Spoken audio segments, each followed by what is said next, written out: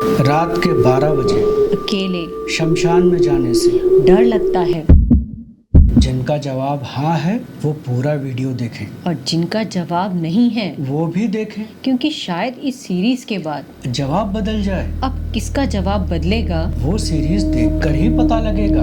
बचपन से ही हमारे दिमाग में एक बात बैठी है, अंधेरा डरावना होता है शमशान डरावना होता है और भूत सबसे ज्यादा डरावने होते हैं। लेकिन सोचिए, अगर भूत होते ही नहीं तो इंसान हजारों सालों से उनकी कहानियां क्यों सुनाता आया है। हर साल दर्जनों हॉरर फिल्म्स बनती हैं, web series, podcast, true horror stories, सब जगह एक ही सवाल, क्या ये सच है?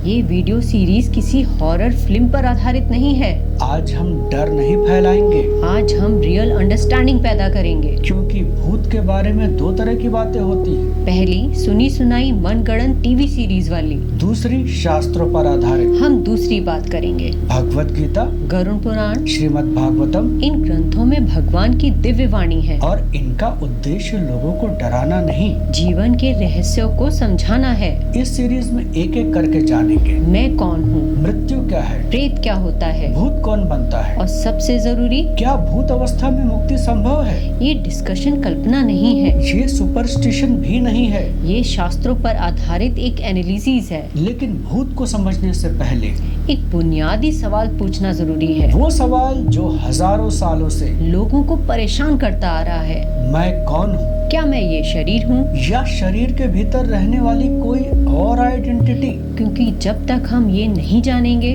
तब तक भूत, प्रेत, मृत्यु कुछ भी समझना असंभव है। जरा सोचिए, आपके बचपन का शरीर, आपका आज का शरीर और 30 साल बाद का शरीर, तीनों अलग हैं। तो आप कौन हैं? जो तीनों में एक जैसे रहे। हम आम तौर पर कहते हैं मैं लंबा हूँ, मैं बीमार हूँ, मैं बूढ़ा हो रहा हूँ, लेकिन ये सब किसके बारे में है? शरीर के बारे में। और अगर शरीर बदल जाए तो क्या मैं भी बदल जाता हूँ? भगवत गीता बहुत स्पष्ट कहती है, जो पूरे शरीर में व्याप्त है और जो पूरे शरीर को एक्टिवेट करती है, वो आत्मा है। मैं शरीर नहीं हूँ। मैं आत्मा हूँ। शास्त्र एक बहुत सुंदर उदाहरण देते हैं। शरीर एक वाहन है और आत्मा उस वाहन में बैठा यात्री। बचपन में वाहन छोटा था, जवानी में बड़ा हुआ, बुढ़ापे में कमजोर हुआ, लेकिन यात्री वही रहा। अब सवाल उठता है, मृत्यु क्या है? क्या मृत्यु आत्मा की होती है? नहीं।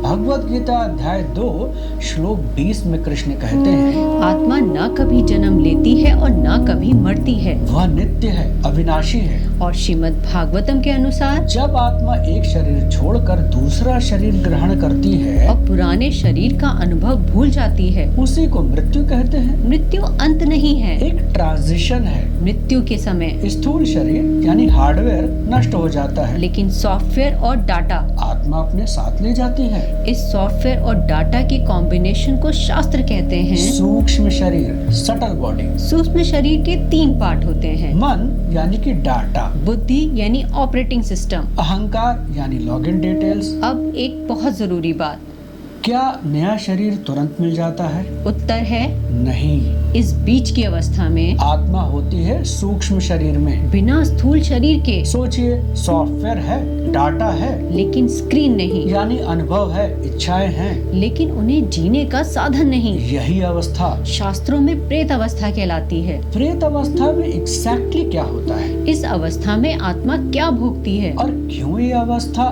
इतनी पीड़ादायक होती है? अगले एपिसोड में।